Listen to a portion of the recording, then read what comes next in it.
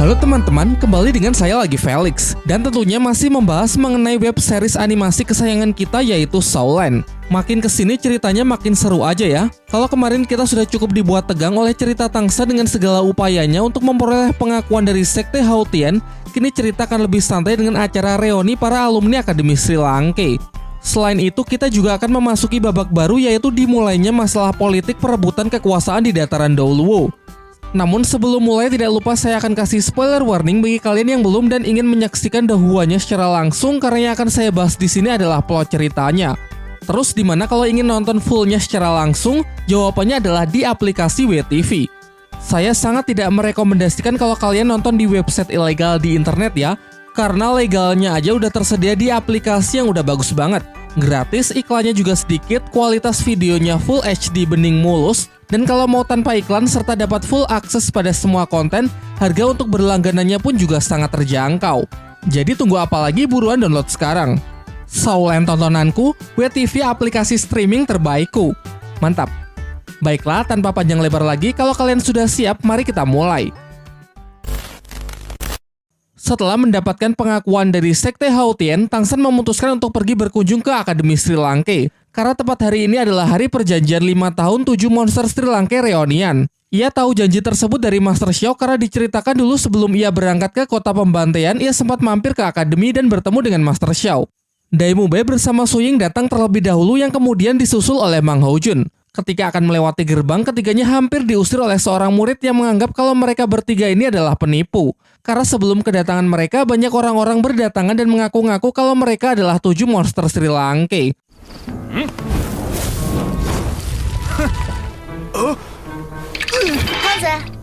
Tak lama setelah itu, Ning Rongrong juga datang untuk memenuhi janji yang telah mereka buat 5 tahun yang lalu. Namun sayangnya Oishike tidak bersamanya karena seperti yang sudah kita tahu bahwa Oishike memutuskan untuk pergi dari Sekte Cahaya Kibau dan berjanji akan kembali setelah mendapatkan kekuatan yang cukup untuk bisa melindungi Ning Rongrong. Tangsan kemudian datang untuk melengkapi acara reuni tersebut. Namun karena penampilannya yang telah sangat jauh berubah, teman-temannya tidak bisa langsung mengenalinya dan justru menganggap kalau Tangsan ini palsu sementara Tangsan yang asli telah ia celakai. 你们听我解释。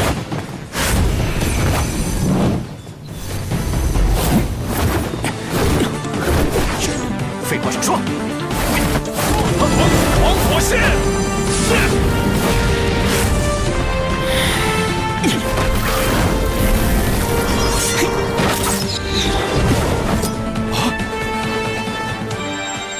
Ketika pertarungan pecah, sebenarnya Tangsan sudah cukup membuktikan keasliannya dengan kekuatan roh pelindung rumput biru perak dan senjata rahasia yang menjadi ciri khasnya.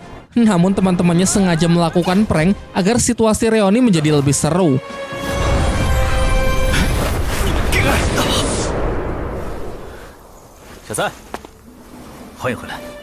Situasi kembali menjadi sedih ketika membahas mengenai kepergian dari Oishike. Sambil menangis, Ning Rongrong mengungkapkan penyesalannya karena waktu itu ia melepaskan kepergian Oishike begitu saja, yang mana harusnya ia mencegah dan menerima cintanya apa adanya. Kini setelah sekian lama ia tidak tahu keberadaannya, bahkan masih hidup atau sesuatu yang buruk mencelakainya, mengingat dunia Doluo sangat keras sementara Oishike hanyalah master tipe makanan. Guru Zhou kemudian datang dengan maksud ingin menghajar orang-orang yang mengaku sebagai 7 monster Sri Lanka, namun ekspresinya seketika langsung berubah ketika tahu kalau mereka ini adalah murid-muridnya yang asli. Guru Zhou kemudian menjelaskan mengenai keadaan Akademi Sri Lanka yang sudah sangat membaik selama 5 tahun terakhir. Hal ini berkat mereka yang dulu memenangkan turnamen elit Akademi Roh sehingga membuat nama Akademi semakin populer dan banyak diminati. Selain itu, karena mereka juga membawa nama baik dari Kekaisaran Tiando, keluarga kerajaan pun juga memberikan berbagai macam privilege, terutama di sektor fasilitas dan pendanaan guna membangun Akademi menjadi lebih besar. Tentunya kejayaan dari Akademi Sri Lanka tak lepas dari kehebatan para gurunya, terutama Master Xiao. Bahkan sang kaisar pun sampai menemuinya secara pribadi untuk mengangkatnya sebagai ketua Master Roh dan memberinya kepercayaan penuh untuk membimbing para Master Roh muda anggota kekaisaran dalam mengembangkan potensi serta kemampuan mereka. Bicara soal kemampuan, Dai Mubei kini sudah mencapai level 64. Su Ying dan Ning Rongrong baru saja mencapai level 60, sementara Mang Houjun cukup tertinggal karena masih berada di level 57. Namun kendati demikian, kemajuan mereka bisa dikatakan benar-benar luar biasa yang bahkan sanggup mengungguli generasi emas dari Balai Roh Pelindung sekalipun. Di waktu yang bersamaan kita diperlihatkan sebuah tempat dingin bersalju yang mana terdapat sekumpulan pemburu yang bekerja sama untuk menaklukkan seekor siluman roh berusia 25.000 tahun. Setelah siluman roh berhasil dilumpuhkan, salah seorang dari mereka maju untuk menyerap kekuatan cincin roh dari siluman tersebut. Dan ternyata orang tersebut adalah Oishike. Diceritakan bahwa selama berkelana di dataran Daoluo, ia berafiliasi dengan beberapa master roh untuk saling bekerja sama membentuk sebuah tim. Namun sebagian besar anggota tim mulai tidak menyukainya. Mereka merasa kalau Oishike hanya master roh tipe support yang derajatnya tidak lebih tinggi dari mereka. Namun entah mengapa ketua tim sangat segan terhadapnya dan cenderung lebih mengutamakannya ketimbang anggota tim yang lain.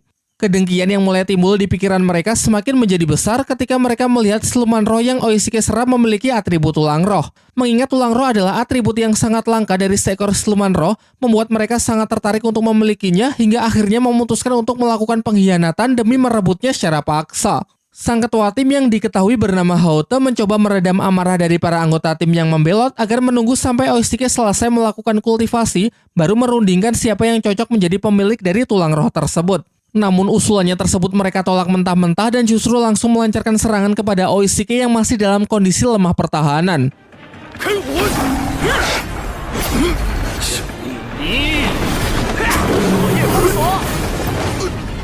Secara level, kekuatan roh Haote memang lebih unggul dari para anggotanya, tepatnya di level 76, sementara yang lain rata-rata hanya berada di level 60.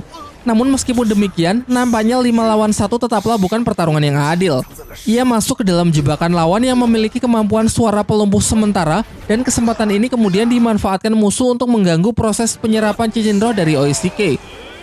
Dengan skill ke-7 dari kemampuan roh pelindung jenis hewan buas, yakni beruang iblis, Haote mengamuk demi melindungi Oishike setidaknya sampai proses kultivasinya telah selesai. Usahanya tersebut tidak sia-sia. Oishike yang sudah kembali bangkit segera berusaha membantu Haote untuk memberikan perlawanan dan mengendalikan situasi. Terciptalah kabut pekat dari hasil benturan dua kekuatan roh. Hal itu dapat dengan baik Oishike manfaatkan untuk menyamarkan dirinya dan melancarkan serangan menggunakan senjata rahasia yang dulu ia peroleh dari Tangsan.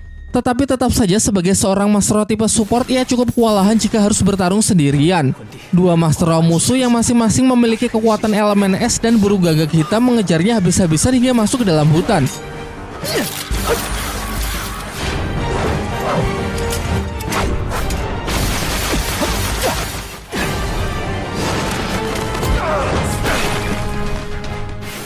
Ia sukses menjatuhkan salah seorang dari mereka. Sementara untuk musuh yang memiliki kemampuan elemen es masih berada di atas angin, terus mendesak Oishike dengan berbagai skill rohnya yang memiliki serangan combo jauh lebih bervariatif.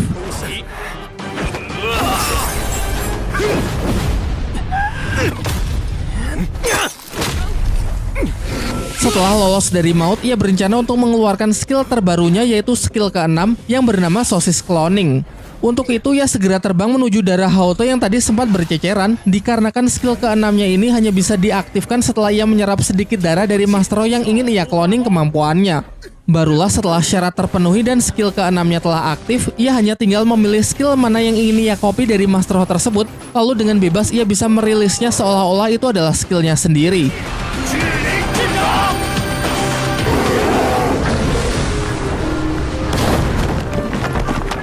Meski dapat dikatakan kalau skill ke-6-nya ini sangatlah powerful, namun nampaknya hanya bisa digunakan sekali dalam sebuah pertarungan karena konsumsi energi rohnya saja dapat mencapai lebih dari 70%. Salah seorang musuh yang masih sanggup bangkit mencoba memanfaatkan momen ini untuk menghabisi mereka berdua selagi mereka sudah kehabisan energi. Demi mengatasi hal itu, Oishike maju dan terjadilah pertukaran serangan. Oishike jatuh terlebih dahulu karena ia terkena luka tusuk. Sedangkan musuhnya harus meregang nyawa setelah Oishike menyerangnya menggunakan senjata rahasia yang ia sembunyikan di dalam mulutnya. Alhasil setelah menyaksikan kengerian dari senjata milik Oishike, semua musuhnya pun segera lari ketakutan meninggalkan medan pertempuran. Sedangkan Oishike yang terluka dan sudah benar-benar kehabisan tenaga akhirnya jatuh pingsan. Ketika ia kembali siuman, di sampingnya sudah ada Haote yang menemani dan merawat lukanya. Tidak heran Haote bersikap sangat baik kepada Oishike karena memang mereka berdua ini sudah mengambil sumpah untuk menjadi saudara angkat. Haote lalu memberikan tulang siluman roh yang diperebutkan tadi kepada Oishike, karena ia sangat kagum melihat kesungguhan dari temannya tersebut. Ia sangat yakin kalau di masa depan Oishike akan bisa mengukir sejarah baru bahwa seorang master roh tipe support sekalipun sanggup mencapai peringkat teratas dan mendapatkan titel Daoluo.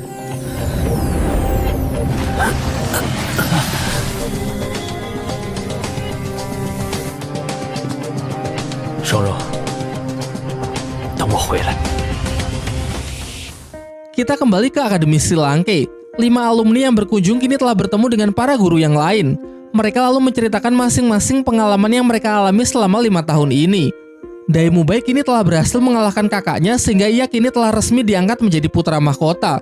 Ia juga mengatakan kalau ia dan Suying memutuskan untuk tinggal 2 hari di Akademi Sri Lanka sebelum kembali ke Kekaisaran Singluwo. Sedangkan Tangsan menjelaskan bahwa kini ia telah mendapatkan pengakuan dari Sekte Hautian dan jika ia berhasil memenuhi 3 syarat yang diberikan oleh tetua, maka ia diberi kepercayaan untuk mengisi kursi kepemimpinan dari sekte berikutnya.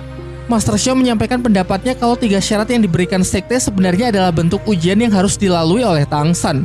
Berlatih sampai level 80 akan menguji keteguhannya, sementara membunuh pemimpin dari Balai Roh Pelindung dan mendapatkan cincin roh 100.000 tahun berarti menguji keberanian dan kecerdasannya. Semua ini tentu para tetua lakukan demi membangun masa depan dari Sekte Hautian agar kelak Sekte Hautian bisa menunjukkan kembali eksistensinya di dataran Douluo. Guru Liu Erlong lalu menanyakan kapan sekiranya Tangsan bisa kembali menemui Xiaowu. Dan Tangsan menjawab bahwa setelah dari sini ia akan langsung berangkat menuju hutan pertarungan bintang. Ia akan tinggal sementara untuk menemani Xiao berlatih hingga mencapai level 60, baru setelah itu ia akan membawanya ke sini. Jika nanti Tangsan berhasil menemui Xiaowu, Guru Liu Erlong berpesan agar Tangsan menyampaikan rasa rindunya, dan untuk selamanya ia akan menjadi ibunya tidak peduli mau apapun identitasnya. Kedatangan dari para alumni Legend Akademi Sri Lanka dimanfaatkan Flander untuk lebih menaikkan engagement dan popularitas akademi. Untuk itu, ia menggelar sebuah acara bertajuk kembalinya 7 monster Sri Lanka yang akan melakukan sparring untuk melihat kehebatan mereka masing-masing. Namun Guru Liu Erlong selaku pengatur acara tersebut justru merubah konsep yang tadinya pertarungan antar alumni menjadi pertarungan para alumni melawan 2 guru yaitu Flander dan Guru Zhao. Sampai keesokan harinya dibentuklah arena melingkar di halaman akademi sebagai arena pertarungan. Kelima alumni Sri Lanka datang bersama Master Xiao dan masing-masing dari mereka mengenakan topeng untuk memberikan kesan misterius. Sebelum pertarungan dimulai, Flander memperkenalkan para alumni sebagai juara dalam turnamen Akademi Roh paling bergengsi sedataran Douluo dan sekarang mereka akan menunjukkan betapa hebatnya Master Roh lulusan dari Akademi Sri Lanka. Yang pertama, Tangsan Master Roh tipe pengendali level 59, Daemubai Master Roh tipe penyerang depan level 64, Mang Hojun tipe penyerang depan level 57, Susu King tipe penyerang samping level 60, dan Ning Rongrong tipe support level 60. Sementara di pihak guru ada Zhao Wuji Master Roh tipe penyerang depan level 81, dan Flander Master Roh penyerang depan dengan level 83. Aturannya jika tim alumni sanggup bertahan sebelum 3 dupa habis terbakar, maka mereka akan dinyatakan sebagai pemenang. Pertarungan pun dimulai. Guru Zhao merilis skill roh kelimanya yaitu tekanan gravitasi guna untuk membatasi pergerakan dari Tangsan dan kawan-kawan. Ia kemudian maju dan langsung mengincar Daemubai. Namun Daemubai menyambutnya dengan sangat baik menggunakan skill keempat Meteor Harimau Putih yang sanggup memukul mundur Guru Zhao. Hal ini mengakibatkan hilangnya pengaruh tekanan gravitasi sehingga Ning Rongrong bisa dengan leluasa mengeluarkan skill supportnya kepada rekan-rekannya untuk melancarkan serangan balasan. Tangsan berhasil menjebak Guru Zhao ke dalam kandang rumput biru perak yang ia lapisi dengan medan energi sehingga sama sekali tidak mudah untuk dihancurkan. Flander yang masih terbang bebas di angkasa berusaha Tangsan jatuhkan dengan menggunakan laser mata iblis ungu.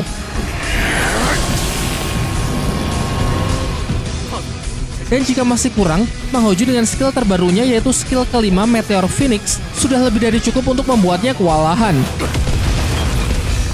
Selanjutnya, Mubai juga unjuk kebolehan dengan skill terbarunya yaitu skill roh ke-6 serangan kematian Harimau Putih untuk menjatuhkan Guru Zhao.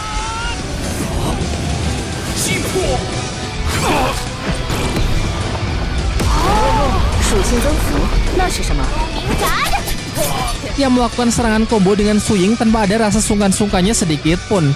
Baru habis 1 dupa saja tim guru sudah dibuat kewalahan. Sehingga taktik terbaik untuk melawan para alumni saat ini adalah melakukan gimmick, yang mana tim alumni akan berpura-pura takut kepada Flander dan akhirnya mengaku kalah dari tim guru karena jika pertarungan terus dilanjutkan bisa-bisa reputasi dari para guru akan dipermalukan. Meskipun sebenarnya guru yang sukses memanglah guru yang telah berhasil membimbing seorang murid sampai menjadi lebih hebat dari gurunya sendiri. Sementara itu, di Balai Roh Pelindung terasa suasananya sangat mencekam. Seorang panglima tempur datang ke istana untuk menyampaikan laporan kepada Bibidong bahwa sekarang seluruh pasukan telah siap. Nampaknya dari sinilah Bibidong mulai bergerak untuk menjalankan rencananya dalam menjatuhkan 7 sekte besar dan menguasai seluruh dataran Douluo. Di Sekte Cahaya Kibau, terlihat Ning Fengzi bersama Gurong si Master Tulang tengah membicarakan mengenai perkembangan para murid di sektenya yang mengalami kemajuan cukup pesat setelah mendapatkan bimbingan dari Ning Rongrong. Sementara itu, di perbatasan sekte seperti biasa terdapat beberapa penjaga yang sedang melakukan patroli rutin. Situasi nampak aman sampai tiba-tiba terdengar suara yang mencurigakan dari balik semak-semak dan setelah diperiksa ternyata itu adalah serangan dari musuh. Masih beruntung sebelum terbunuh, salah seorang penjaga berhasil mengirimkan sinyal bahaya untuk memperingatkan para penjaga yang lain agar meningkatkan kewaspadaannya.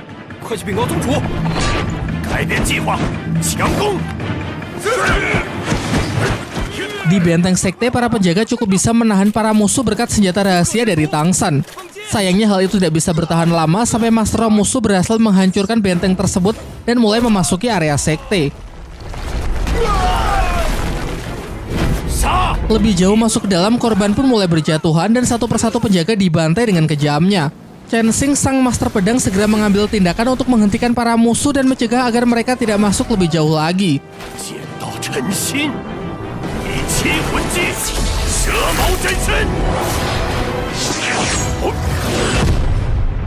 Namun sementara Chen Xing disibukkan dengan pertarungan melawan Master Douluo musuh-musuh yang lain mulai berhasil masuk ke gedung utama sekte melalui jalur udara yang dipimpin oleh seorang master wanita yang juga bertitel Douluo. Wanita itu menggunakan skill ke-8-nya, yaitu darah mendidih yang sanggup membakar habis sekte, meratakannya hingga menjadi abu. Bahkan anak-anak pun juga tak luput dari kebrutalan mereka hingga beruntung Master Tulang datang untuk menolongnya. Kondisi bangunan sekte sudah sebagian besar hancur dan korban yang berjatuhan pun sudah tidak terhitung jumlahnya. Yang masih sanggup melakukan perlawanan hanyalah Master Tulang dan Master Pedang yang dibantu oleh Ning Fengzi menggunakan skill supportnya.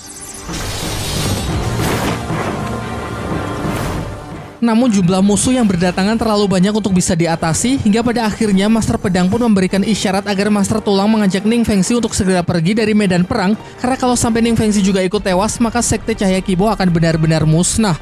Di pagi harinya, Ning Fengzi datang ke Akademi Sri Lanka untuk mengabarkan kabar duka tersebut, yang mana semalam sekte diserang oleh sejumlah musuh secara mendadak, pertarungan berlangsung hingga 2 jam, dan sekte mengalami kekalahan yang sangat parah.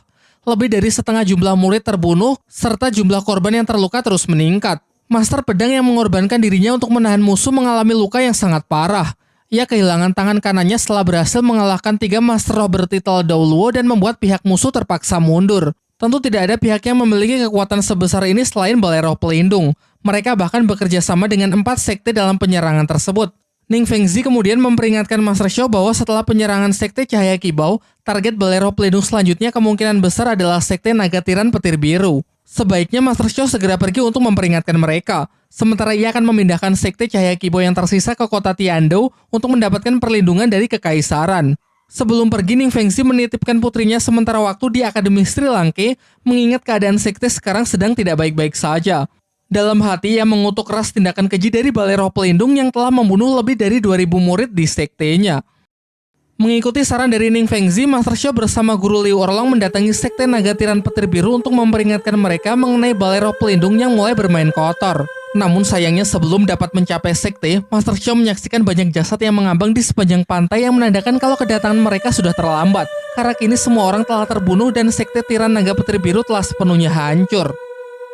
Singkat cerita, ia kembali ke Akademi Sri Lanka untuk menceritakan semuanya kepada Flander mengenai kampung halamannya yang kini telah musnah. Sebanyak 1.800 orang tewas di gerbang masuk, ayahnya sebagai ketua sekte pun jasadnya telah hancur dan 3 tulang rohnya telah diambil. Kini setelah melihat kekuatan tempur dari pihak Balai Roh Pelindung yang sudah sangat kuat, kemungkinan mereka akan langsung menargetkan 2 kekaisaran besar, yaitu Kekaisaran Xingluo dan Kekaisaran Tiandou. Di waktu yang bersamaan, Bibi Dong mendapatkan laporan dari bawahannya kalau pasukannya telah gagal memusnahkan seluruh Sekte Cahaya Kibau. Apalagi jika dibandingkan dengan Sekte Cahaya Kibau, korban yang tewas di pihaknya terhitung jauh lebih banyak. Serta 3 Master Roh bertitel Douluo mengalami luka yang sangat parah sehingga pihaknya terpaksa mundur. Sementara dalam penyerangan klan Naga Tiran Petir Biru, pihaknya berhasil meratakan seluruh sekte. Namun perlawanan yang begitu sengit dari ketua sekte mengakibatkan tewasnya tetua ke-9 Balai Roh Pelindung. Pembicaraan pun ditutup dengan Bibi Dong yang memerintahkan agar Hu Lena menyusul rombongan yang ia kirim ke hutan pertarungan bintang dalam rangka memburu Xiao Wu. Kembali ke Akademi Sri Lanka, Guru Singming mengabarkan berita mengenai Balai Roh Pelindung yang telah membuat pernyataan bahwa pihak mereka akan membantu dalam menyelidiki siapakah dalang di balik penyerangan dua sekte besar, yang mana padahal jelas-jelas Balai Roh Pelindunglah pelakunya. Tentunya ini hanyalah sebuah alibi yang sengaja dimainkan oleh Balai Roh Pelindung guna merahasiakan kebusukan mereka dari publik. Namun tetap saja tanpa adanya bukti yang kuat tidak akan ada yang berani meragukan Balai Roh Pelindung. Selain itu, pihak Balai Roh Pelindung juga mengungkit mengenai pemilihan kembali 7 sekte besar demi keuntungan mereka. Di sisi lain, Tang San pagi-pagi sekali sudah berangkat menuju hutan pertarungan bintang untuk mencari Xiao Wu. Ia bahkan belum tahu kalau sektenya Ning Rongrong sedang dalam masalah. Pembagian wilayah di hutan pertarungan bintang dibagi berdasarkan usia dari siluman roh, yang mana bagian luar diisi oleh banyak siluman roh muda, sehingga Xiao Wu sebagai siluman roh berusia 100.000 tahun pastinya berada jauh di dalam pusat hutan. Ia terus masuk lebih jauh hingga hampir memasuki kawasan siluman roh puluhan ribu tahun, yang mana situasinya juga akan menjadi semakin berbahaya. Melalui kemampuan tulang roh kebijaksanaan dan medan rumput biru perak, ia bisa merasakan kalau di depan ada beberapa makhluk asing yang sedang berkumpul. Kemungkinan besar adalah para mastro yang sedang berburu cincin. Untuk berjaga-jaga, Tang San menggunakan teknik unik semacam proyeksi astral untuk memastikannya. Teknik ini ia lakukan dengan cara memusatkan energi spiritual ke satu arah dan bersatu dengan rumput biru perak sekitar untuk dapat melihat hingga 1,5 km jauhnya. Ternyata mereka ini merupakan tim khusus bentukan Balai Roh Pelindung yang kemungkinan ditugaskan untuk mencari Xiao Wu. Sementara ia sendiri juga belum bisa menemukan Xiao Wu, ia pun memutuskan untuk mendekati tim dan mendapatkan simpati agar diizinkan bergabung. Dengan penampilan fisik yang telah jauh berbeda, pastinya tak akan ada yang menyadari kalau ia sebenarnya adalah Tang San.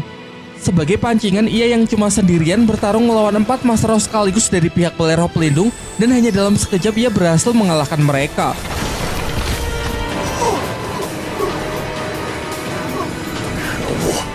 让你尝尝这招！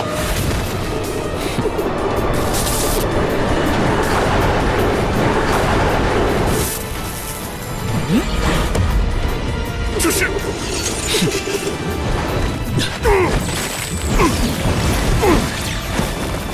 咦？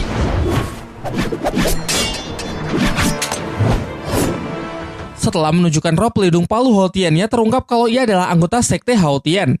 Ia mengaku kalau dirinya sudah dikeluarkan dari sekte Haotian dan sekarang menjadi master roh yang bebas. Sedangkan tujuannya datang ke hutan ini hanyalah untuk berburu siluman roh, dan setelah melihat ada sebuah tim dengan tujuan yang sama, ia pun berminat untuk melakukan kerjasama. 如果我说我不是昊天宗的人呢？竟然派出了2名封号斗皇，武魂殿真是出小武来的。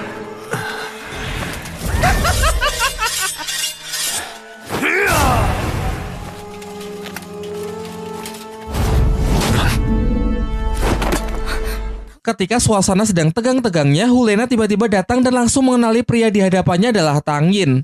Hulena lalu menjelaskan bahwa Tang Yin adalah temannya yang dulu sudah membantunya keluar dari kota pembantaian. Dari ekspresi dan gelagatnya terlihat jelas kalau Hulena ini memiliki perasaan kepada Tang San. Ia bahkan secara terang-terangan mengatakan kalau ia bersedia jika dimintai bantuan untuk mencari siluman roh. Master roh tipe api yang bernama Yan sudah sejak lama menyukai Hulena. Tentu saja emosinya langsung tersulut ketika menyaksikan Tang San yang bersikap sok keren. Di sini Tang San memang sangat pandai dalam membaca dan menguasai situasi. Ia memanfaatkan perasaan Hulena untuk mendapatkan perlindungan dari desakan Balai Roh Pelindung.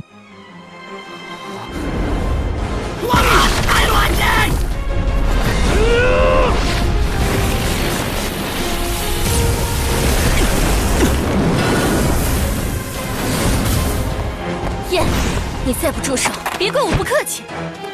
娜娜。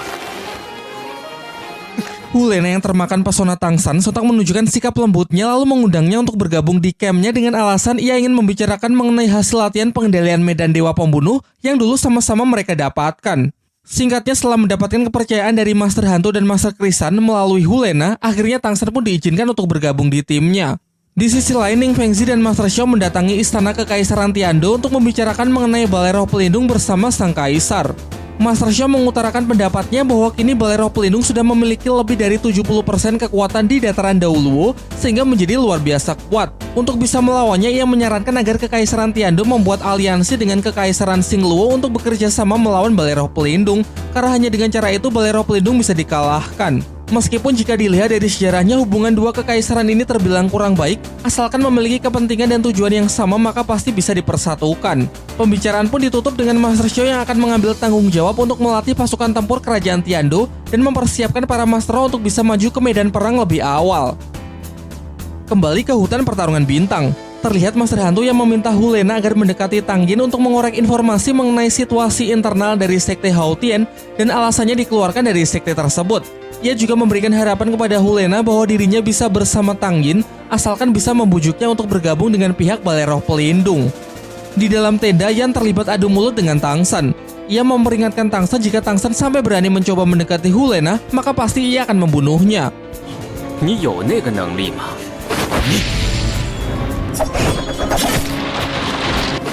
夜深了，都早点休息吧。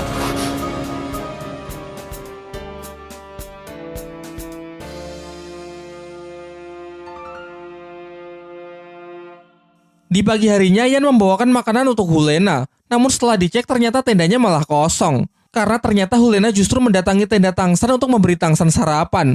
Tang San kemudian memanfaatkan kebaikan Hulena untuk mengorek informasi mengenai apa tujuan Balai Roh Pelindung mengirim tim ke hutan pertarungan bintang. Dan terungkap kalau dugaannya ternyata memang benar bahwa tujuan mereka ke tempat ini adalah untuk mencari Xiao Wu. Di sini Tang San mengarang cerita untuk mengkelabui Hulena. Ia menceritakan pasca keluar dari kota pembantaian, ia memutuskan untuk kembali ke Sekte Hao Tian. Namun begitu sampai aura dewa membunuhnya yang masih belum bisa ia kendalikan mengamuk hingga mengacaukan seisi sekte, menjatuhkan banyak korban, dan karena hal itulah ia pun diusir dari Sekte Hao Tian. Benar-benar pendongeng yang handal ya. And then Hulena mempercayainya begitu saja dan justru semakin bersimpati kepada Tang San. Sementara di luar tenda, Yan yang mendengar keuuan mereka terbakar api cemburu dan sarapan yang tadinya ia siapkan untuk Hulena pun ia makan sendiri tanpa dikunyah. Setelah matahari sudah mulai naik, perjalanan menuju ke pusat hutan pertarungan bintang pun dilanjutkan.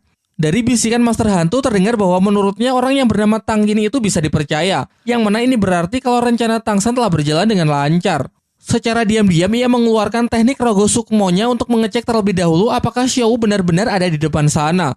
Tepat di pusat hutan itu ia melihat ada sebuah danau yang dikuasai oleh dua siluman roh berusia 100.000 tahun. Luapan energi spiritual yang dilepaskan oleh salah satu siluman menyerang teknik Rogo Sukmo Tang San hingga kembali ke tubuh aslinya. Tak lama setelah itu terdengar suara wanita yang disertai dengan aura siluman yang begitu kuat seakan menyambut kedatangan mereka di pusat hutan pertarungan bintang.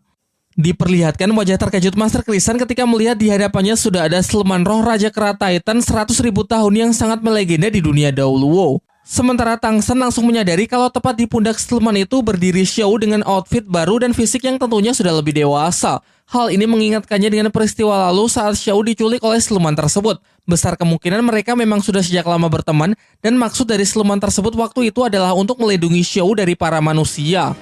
武魂殿，今天就做个了断吧。 Hanya dengan sekali auman, formasi dari Balai Roh Pelindung pun langsung sanggup makhluk itu buat kocar-kacir.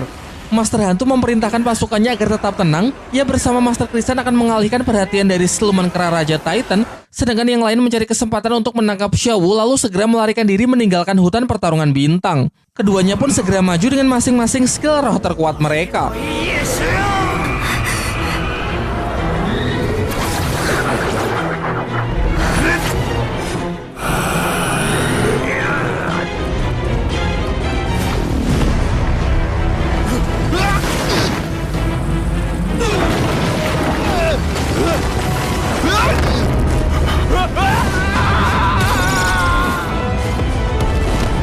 Master Krisan yang berupaya membantu pun juga tak sempat mengeluarkan skill rohnya setelah kemunculan satu siluman lagi, yakni siluman banteng sanca ungu.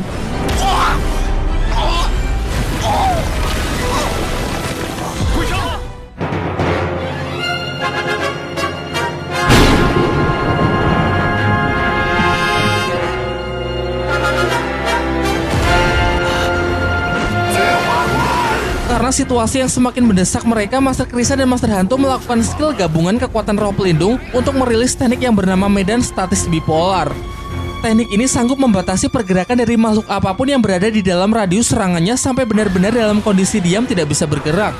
Sehingga kesempatan ini harus yang lain manfaatkan untuk menangkap Xiao lalu segera pergi.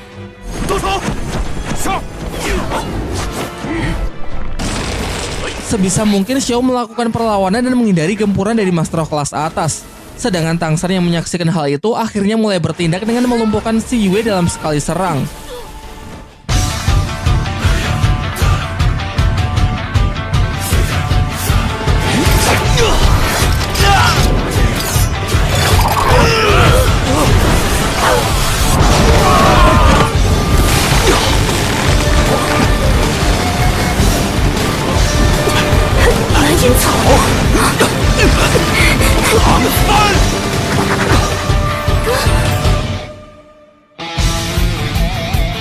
Dilihat dari gaya bertarung dan berbagai senjata rahasia yang digunakan, Xiao langsung menyadari kalau pria itu adalah Tang San.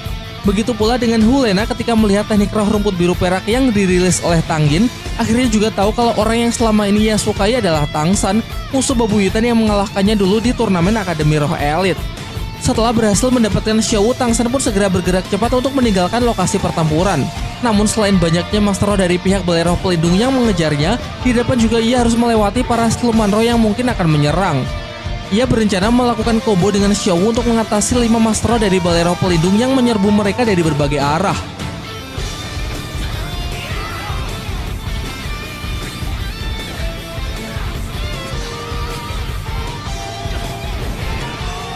Satu Master Roh berhasil Tang San atasi dengan teknik kadang rumput biru perak. Selanjutnya Xiao ditugaskan untuk menyibukkan salah satu musuh, sedangkan Tang San melawan 3 Master Roh sisanya. Menggunakan senjata rahasia yaitu undangan Dewa Kematian, 2 musuh berhasil dilumpuhkan. Selanjutnya satu Master Roh penyerang samping yang memiliki gerakan begitu cepat hingga Tang San harus mengorbankan tubuhnya dengan menerima serangan agar bisa menangkap Master Roh tersebut.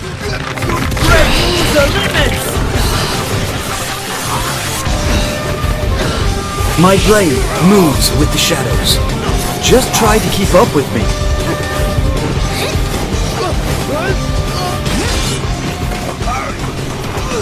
第三魂技圣衣。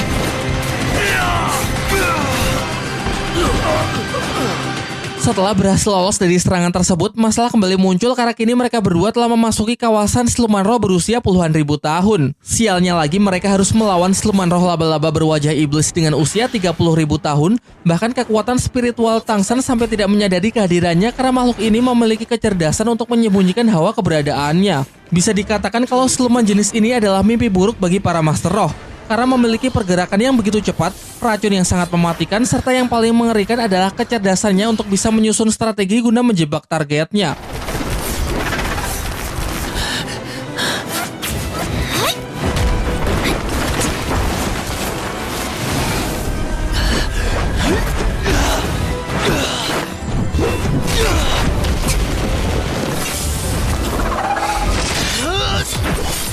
Berkat kerjasamanya dengan Xiao, Tang San pun berhasil membuat siluman laba-laba pergi melarikan diri. Namun kini kekuatan Tang San benar-benar telah mencapai batasnya. Bahkan untuk lari saja sudah tidak punya tenaga lagi. Padahal di belakang rombongan dari Balai Roh Pelindung yang tersisa masih berupaya mengejarnya.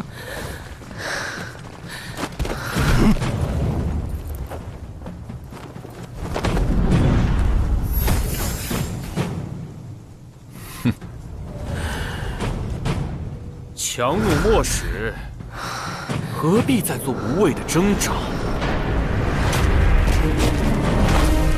Para Master Roh Balai Roh Pelindung yang sudah mengepung Tang San mengeluarkan teknik perwujudan roh pelindung kemudian menyatukan kekuatan untuk mendesak Tang San.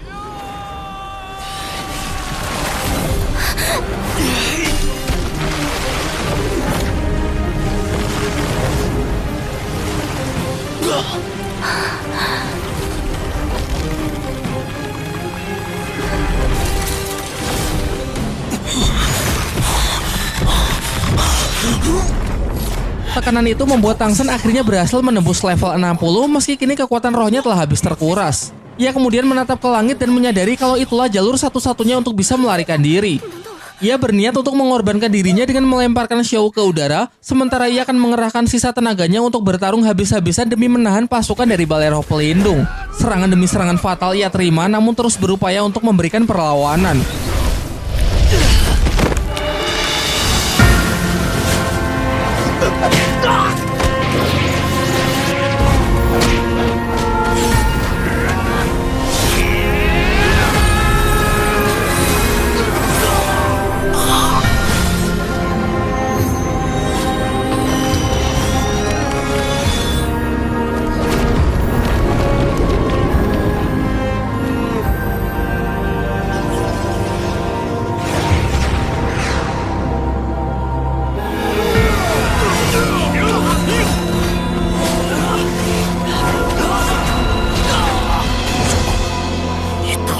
掉吧。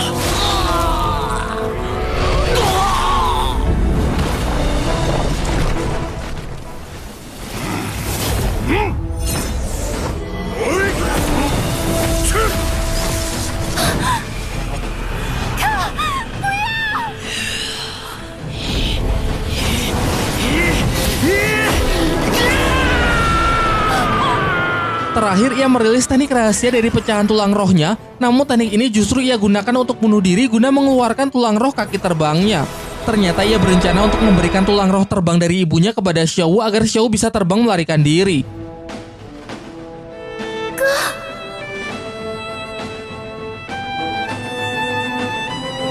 要是有一天，有很多人想要杀我，那些人又是你打不过的。 Akan tetapi Xiao tidak menginginkan pengorbanan dari Tang San tersebut dan ialah yang justru ingin mengorbankan dirinya untuk Tang San.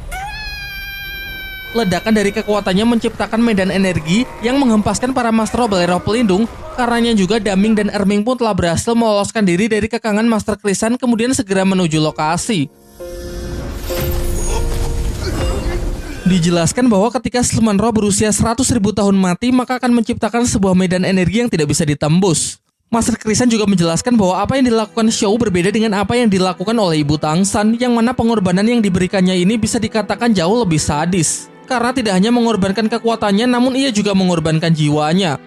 Dulu saat Tang Hou mendapatkan cincin roh 100.000 tahun dari Ahin, tubuh Tang Hou sudah cukup kuat untuk bisa menerimanya karena Tang Hou sudah berada di level 90. Sehingga karena Ahin hanya menyerahkan kekuatannya saja, maka Ahin masih bisa hidup dan hanya perlu berkultivasi dari nol lagi. Tentu metode yang sama tidak akan bisa dilakukan kepada Tang San yang masih berada di level 60, sehingga Xiao memilih cara yang lebih sadis yaitu memberikan jiwa dan dirinya sepenuhnya kepada Tang San. Dengan cara ini tidak peduli mau berapapun level kekuatan dari Tang San, proses penggabungan cincin roh dengan dirinya pasti akan berhasil. Namun sebagai konsekuensinya Xiao akan benar-benar mati dan tidak akan pernah bisa terlahir kembali. Master Krisan yang merasa kalau sudah tidak ada kesempatan lagi untuk bisa menangkap Xiao, mengajak semuanya agar segera mundur dan kembali ke Balai Roh Pelindung.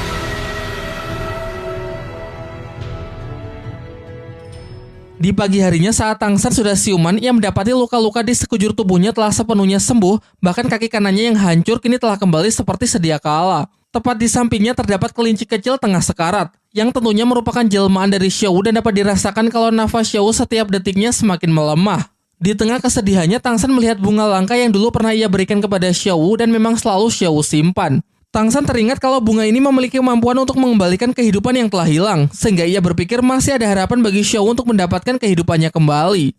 Dan benar saja, kelopak dari bunga langka dapat Xiao serap dengan cepat karena memang bunga tersebut telah memilih Xiao sebagai pemiliknya. Perlahan-lahan Xiao dapat bergerak dan kembali bisa membuka matanya. Terhitung sudah 7 hari berlalu, namun Tang San tak sejengkal pun bergeser dari tempatnya dan masih setia untuk menemani Xiao di dalam pelukannya. Hingga pada akhirnya tubuhnya yang pastinya sudah kelelahan jatuh pingsan. Di dalam alam bawah sadarnya, ia melihat Xiao dengan cincin merah yang melingkar di tubuhnya serta 2 roh pelindung Tang San di kedua tangannya. Di saat yang bersamaan, Tang San dapat merasakan kalau semua atributnya mengalami peningkatan yang cukup signifikan serta level kekuatan rohnya yang kini telah mencapai level 65. Hal ini tentu saja karena Xiao yang memang sudah memberikan keseluruhan dari jiwanya. Meski sudah beberapa kali membuka mata, Erming mengatakan kalau sekarang jiwa Xiao hampir tidak ada karena yang tersisa hanya tinggal tubuhnya saja. Namun ia mengungkapkan kalau masih ada satu cara untuk Tang San lakukan agar bisa memulihkan Xiao. Dengan tegas, Tang San mengatakan tidak peduli mau seberbahaya dan sesulit apapun, pasti akan tetap berusaha ia lakukan. Kesungguhan dari Tang San tersebut cukup membuat Erming kagum dan mulai berpikir bahwa pengorbanan dari Xiao Wu memanglah sangat worth it. Ia kemudian menjelaskan kalau ada 3 benda langka yang harus Tang San dapatkan agar bisa memulihkan Xiao Wu. Yang pertama yaitu rumput roh mulia yang sanggup membangkitkan jiwa. Yang kedua adalah Raja Ginseng tingkat 9 berusia puluhan ribu tahun yang berguna untuk mengkreat tubuh manusia. Dan yang terakhir adalah sebuah pil tenaga dalam dari monster primitif yang berfungsi untuk menyatukan jiwa dan tubuh. Untuk rumput roh mulia akan ia urus bersama Daming. Dan kebetulan Tang San sudah memiliki pil tenaga dalam monster primitif yang dulu pernah ia ambil dari monster ular naga di jalur neraka kota pembantaian. Sehingga kini yang perlu dicari hanya tinggal Raja Ginseng tingkat 9. Setahu Erming, siluman tanaman langka itu kemungkinan besar berada jauh di wilayah utara dan Tang San bisa mencarinya di hutan terkenal di bagian utara. Erming juga berpesan agar membawanya hidup-hidup karena jika dalam keadaan mati maka tidak akan ada gunanya. Setelah tahu bagaimana cara menolong Xiao Wu, Tang San pun bergegas meninggalkan hutan pertarungan bintang. Namun sebelum itu ia ingin membuat perhitungan dengan siluman roh laba-laba berwajah iblis yang sempat melukai Xiao Wu karena siapapun yang berani mengganggu Xiao Wu maka tidak akan satupun yang akan ia lepaskan.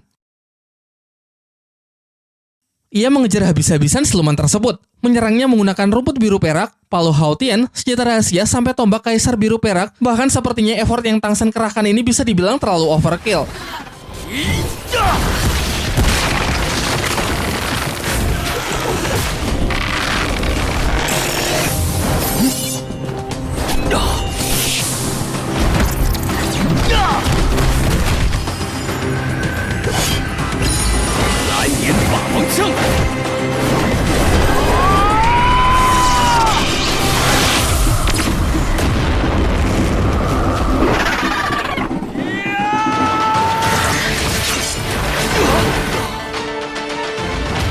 Di samping itu, ia juga bisa menggunakan berbagai skill orisinil milik Xiao Wu. Salah satunya adalah skill keempat perisai tak tertembus untuk menghancurkan tubuh siluman itu dari dalam.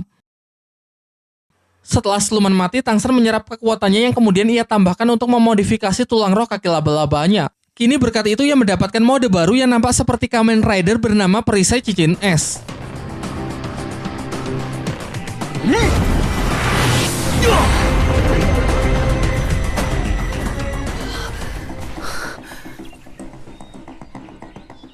Flashback sebentar ke scene ketika Tang San akan berpisah dengan Erming. Erming menjelaskan kalau kelak di saat kebangkitan dari Xiao Wu, Tang San harus mengembalikan tulang roh Xiao Wu, memberikan seluruh kekuatannya kepada Xiao Wu, yang berarti semua roh pelindung Tang San akan dipindahkan ke tubuh Xiao Wu dan mengakibatkan hasil latihan Tang San selama bertahun-tahun akan lenyap. Jadi dengan kata lain, Tang San harus bersedia menukarkan hidupnya dengan kehidupan Xiao Wu. Namun nampaknya Tang San sama sekali tidak keberatan dengan hal itu. Ia mengatakan tanpa Xiao Wu, baik roh pelindung maupun hasil latihannya sama sekali tidak ada artinya. Nah itu ya, takdir yang sama dengan kisah ayahnya. Dan terjadi lagi kisah lama yang terulang kembali. Sepertinya ini adalah semacam kutukan hubungan terlarang antara siluman roh dengan manusia. Baiklah, sekarang saatnya sesi tanya jawab seputar cerita Shaolan. Pertanyaan kali ini saya ambil dari salah seorang subscriber yang bertanya di kolom komentar ya. Kurang lebih dia tanya mengenai eksistensi dari 7 sekte besar di dataran Daoluo yang akhir-akhir ini sering disebut dan memang belum dijelaskan.